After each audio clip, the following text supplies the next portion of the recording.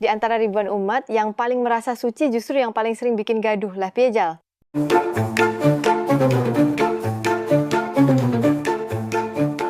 Isu cerdas, info tajam. Kritik pedas tanpa ampun. Menggali sejarah, misteri tersembunyi. Bongkar cerita, buka mata. Padu Angger Story, Kaligane ala Kadastam. Assalamualaikum Dastamer. Mari kita bahas topik yang sering bikin netizen mendadak jadi ahli silsilah dan ustadz dadakan. Kenapa sih Habib-Habib di Indonesia ini bisa punya pengaruh gede? Padahal ngaku-ngaku keturunan Nabi juga belum tentu valid. Santai, tarik napas dulu. Nggak semua Arab itu Habib, dan nggak semua Habib itu kalem.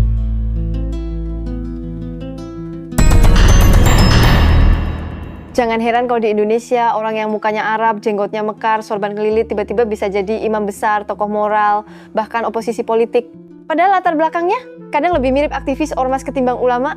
Kenapa bisa gitu? Karena sejak zaman Belanda, orang Arab khususnya yang dari Hadramaut udah dapet kelas sosial khusus.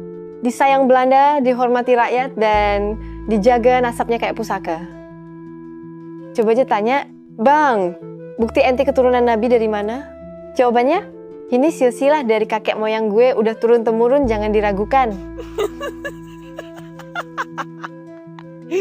Lah iya, semua juga bisa bikin pohon keluarga. Tinggal ngaku-ngaku Nabi Muhammad itu buyut ke-27 kelar. Bahkan kadang silsilahnya ngaco tapi pede saking nggak bisa dibantah. Karena kalau kita protes langsung dibilang, nggak hormat sama Zuriyah. Weh, sabar bos. Lucunya, yang ngaku keturunan Nabi ini kadang suaranya paling tinggi, narasinya paling keras, dan demonya paling heboh. Padahal Nabi itu dikenal lemah lembut, akhlaknya paling santun. Tapi kok yang ngaku cucunya malah hobi marah-marah, ngatain orang kafir, bilang pemerintah tauhid, dan merasa cuma dia yang paling Islam. Ini mah bukan keturunan Nabi. Ini keturunan keyboard warrior syariah.